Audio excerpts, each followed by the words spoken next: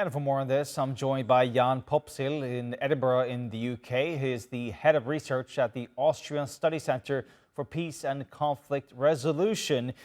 Jan, we heard there in Gray's report about 400,000 deaths in this war.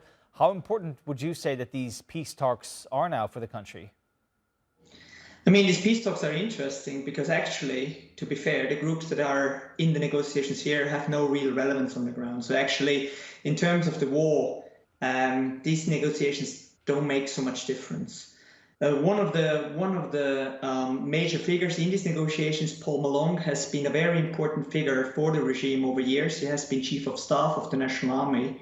But he's been out of country now for some years and has no real forces on the ground. The same goes for Paganamum, who is actually more a figure of the past more than anything else. The major armed group that should be in these negotiations, Thomas Cirillo's National Salvation Front, NAS, is not part. They rejected the Kenyan initiative and don't participate. They have a certain relevance in the south of the country. Interestingly, who participates, and this might be the main interesting bit, is Stephen Boy and his South Sudan patriotic movement. They have strong forces, come from Bulnuer communities in the north, and they also participate, and this makes this internationally interesting. They participate, as rumors go, in the Sudan war at the side of the RSF. But overall, I would think this is blown out of proportion, but it's more like an exercise, a guess for the South Sudanese government to get a momentum behind the upcoming elections and like also get a support, international support behind the elections that are forthcoming. So just help us understand your analysis here. I mean, you're not really that hopeful that these talks will actually lead to any kind of lasting peace at the moment? I mean, these negotiations, I think, will be rather successful because Paul Malong as well as Pagamamum are definitely willing to settle for even like a medium kind of deal where they don't get too much out.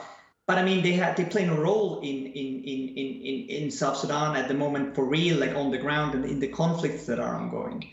The Kenyans tried to include also to kind of get these negotiations broader, bringing Riek Machar in and get like a pre-election deal between the two big leaders. I mean, we must not forget most of the conflicts now in South Sudan are localized. There is no national kind of civil war going on anymore. Nobody is in a position to challenge nationally, and most of the groups participating in these talks don't have forces on the ground, apart from Stephen Boy, whom I've mentioned before. But with millions of people displaced, many have even left the country because of what's going on.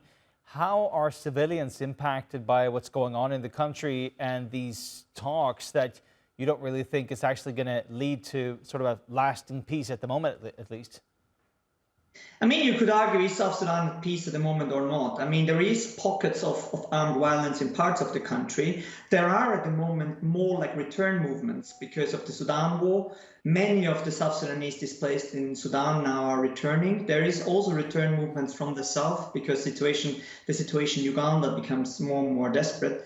And we can expect in the forefront of elections that quite a lot of people will return because they won't be eligible to vote in refugee camps, as it looks like. So there is, and this is the interesting bit here, there's no real connection between the displacement in the country and these talks. There won't be, neither have these people who are in these talks been responsible for much of the violence that is going on at the moment, nor can they solve anything really. All right, that's Jan Pospisil, who is the head of research at the Austrian Study Centre for Peace and Conflict Resolution. Jan, thank you so much for your time here on TRT World.